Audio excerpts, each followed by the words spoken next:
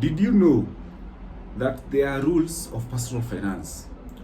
When you follow these rules, just like the 12 commandments, you will be prosperous financially, you will live healthily financially, and you will be at the top of your game financially.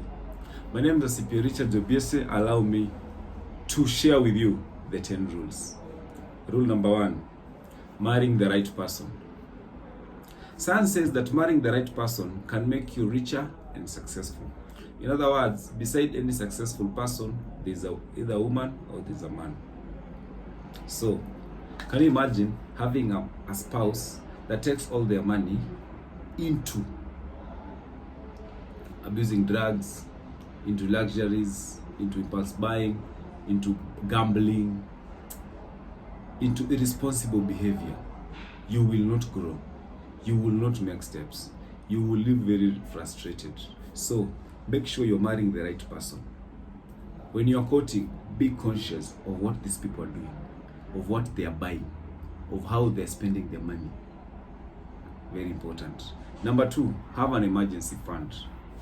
Having an adequate emergency fund is in place not only offers you peace of mind, but also promotes financial stability and resilience. This is because unforeseen eventualities like sickness, death, and accidents come without warnings. They come without telling you in advance. So if you know that you have some money aside for those emergencies, then you'll have peace of mind. So it is very important to have an emergency fund for any eventuality. The third one is creating a budget.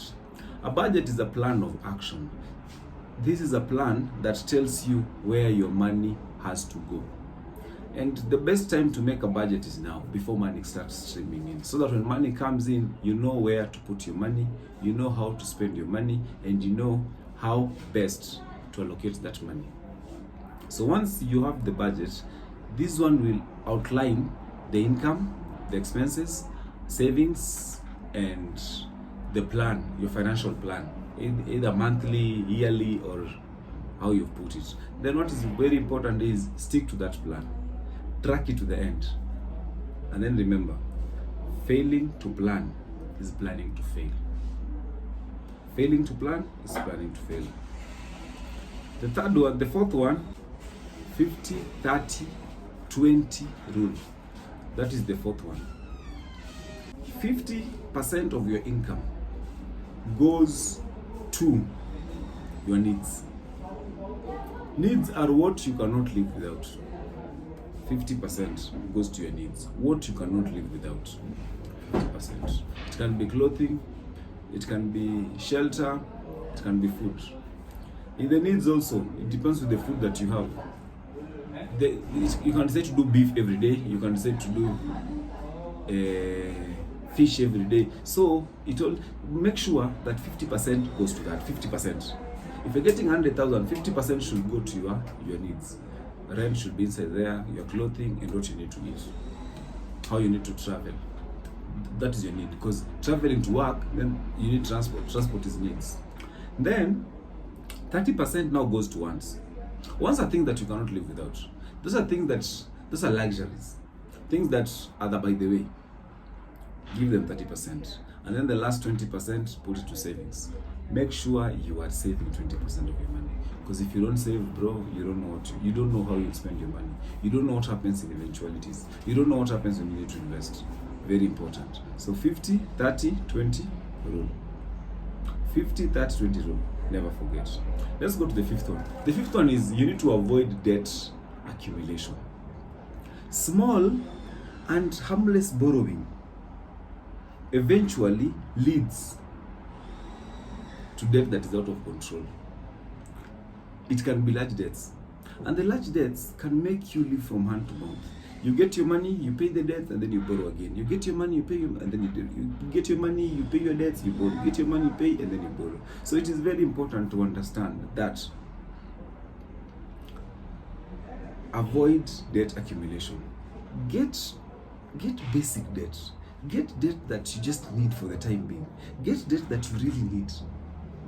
Don't get debts for luxuries. Don't go for debts to go and gamble. Don't get debts to go for holiday. No, get serious debt. Get debts that are productive, money that you can easily pay back.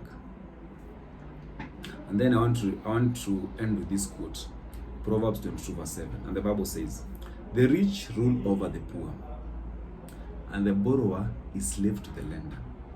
Allow me to repeat. The rich rule over the poor, and the borrower is slave to the lender. So what happens when you have a lot of debt? You'll be a slave.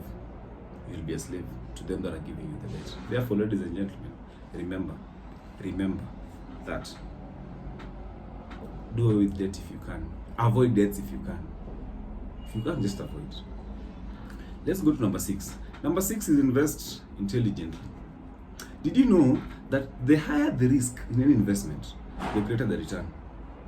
That goes without saying. Any financial consultant will tell you, any teacher of finance will tell you, any student of finance will tell you that the greater the risk, the higher the returns.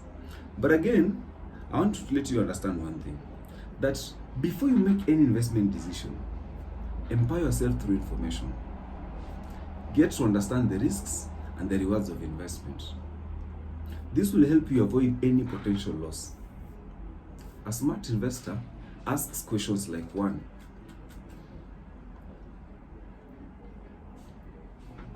What will be the returns?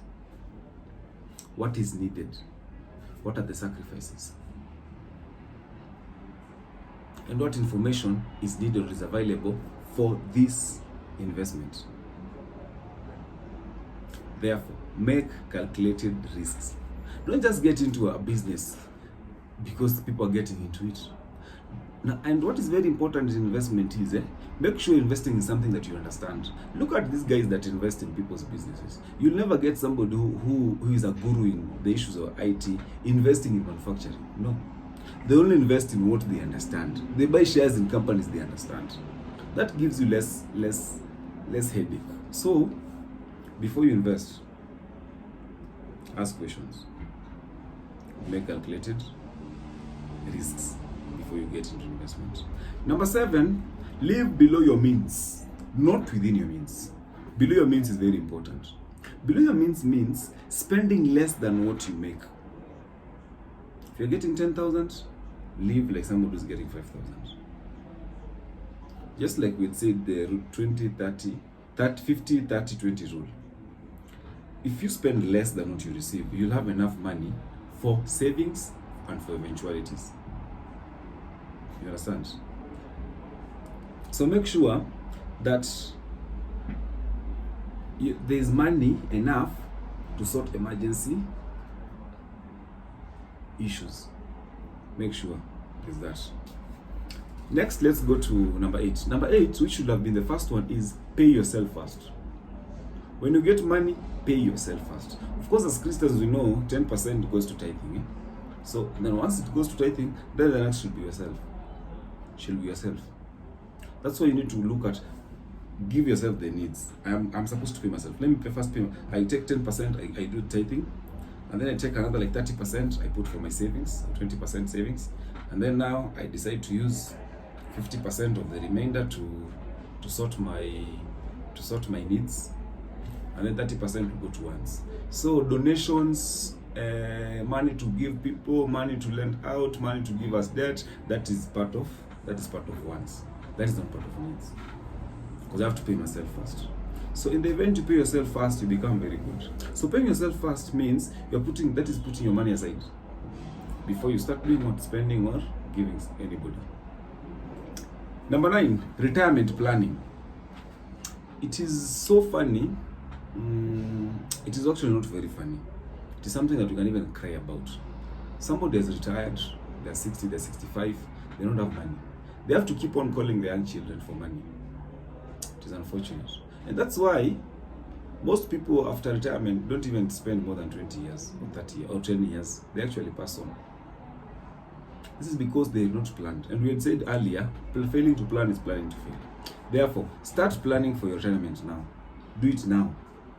Start putting savings now. Put savings now. Put savings now. Have enough money for retirement. And after retirement, don't start business that you don't understand. Don't start investment that you don't understand. So plan now. And planning now, do exercise now. Planning now, eat healthily now. Planning now means do not spend money in irresponsible behavior. Don't go about looking for women left, right, and center. Or if you're a woman, don't go around looking for men left, right, and center. Don't go about consuming alcohol like there's no tomorrow. Don't live like you're living for the moment. No. So retirement planning is very important, because at the end of the day, you need to ensure there is financial security in the long run. Therefore, do not run out of money in retirement. Plan now. You can even decide to do some rentals, so that when you are dying, so that when you are out of active employment, you have some income. But you cannot just live and say, now my investment are my children. So what happens if those children become irresponsible? But again, the Bible says that a wise man leaves inheritance up to his fourth generation. So which Bible is that you are reading, which should say that now it is the other way around? Fine, let's go to number 10. Number 10 should be the last one. Increase your income. The laws of personal finance. Increase your income. If you are in employment, ask for pay raise. Ask for bonus. Ask for how you can get the bonus. If you're in marketing, you can ask your employer, why don't you give me bonus? What can I do so that you can add me more money? Can I, in my free time, can I go do some marketing? Can I do something? I am feeling we can do this and this. Ask for that. Then the next one is, once you've managed to set money aside, you're talking about increasing your income. Start some businesses. Start something on the side. Just start something. Invest so that money can grow. The next one, take up a side hustle. You can decide after your 8 to 5 employment, start doing some training. Train a few people and do some private tuition. Just do something. Come and sell kahawa, sell coffee along the road. Train people online. Do so many things. It is important. You can even do freelancing. It's a great way to maximize your working potential. Then the last one is, you can decide to buy a few equipment and then rent them out. You can have a camera, rent it out. You can have you can even buy a pickup, rent it out. You can have tools, look for tools and rent them out. Therefore, ladies and gentlemen, it is very important. Just like God gave Moses the 10 laws, I have given you 10 rules of personal finance. So once we follow them to the letter, then you're good. Thank you so much, and God bless you.